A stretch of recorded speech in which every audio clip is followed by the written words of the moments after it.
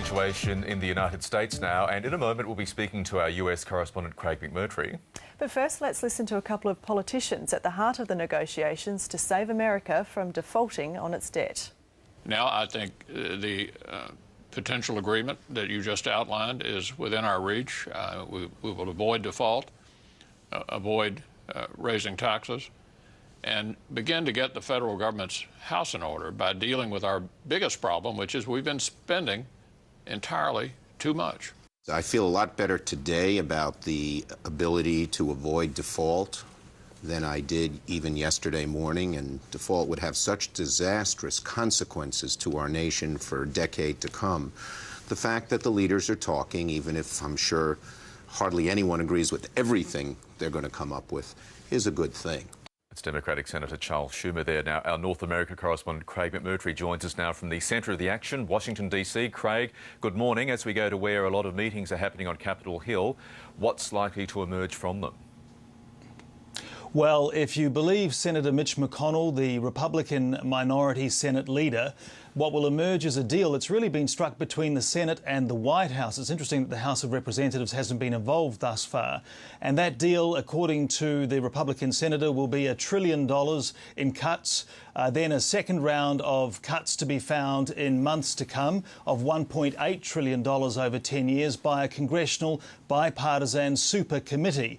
And to force the left and the right of US politics to come to a compromise, they're saying there ought to be some sort of automatic trigger here, so that if there isn't an agreement on that super committee, then there would be mandated cuts in defence, which of course Republicans don't like, and also, as well as defence, cuts in Medicare, which worries Democrats.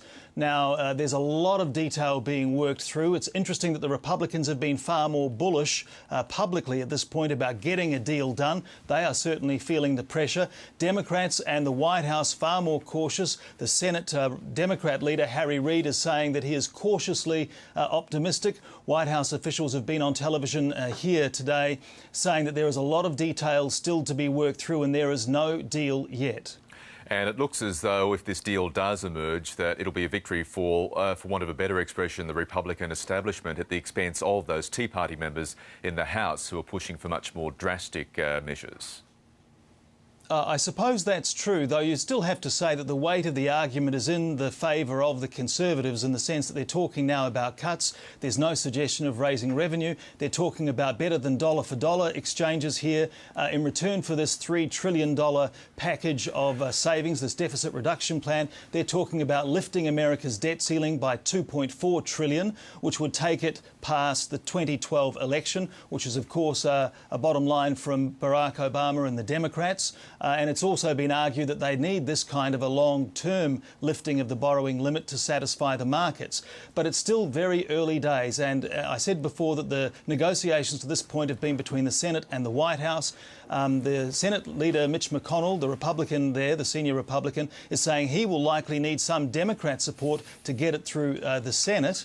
And he certainly does, because Democrats control the Senate. Well, that is also true the other way in the House. Remember, just last week, the Republican Speaker was facing a party revolt with the Conservative hardliners holding out and refusing to come aboard. For this to work, if it gets to the House, there are moderate Democrats and moderate Republicans are going to have to vote together, and that's by no means a given in this climate. And of course, we know about the default deadline on Tuesday, but the House leaders and the Senate leaders know of another big deadline, and that, of course, is the opening of the markets in the US tomorrow morning your time. They're very keen to have at least some indication from those meetings before Wall Street reopens.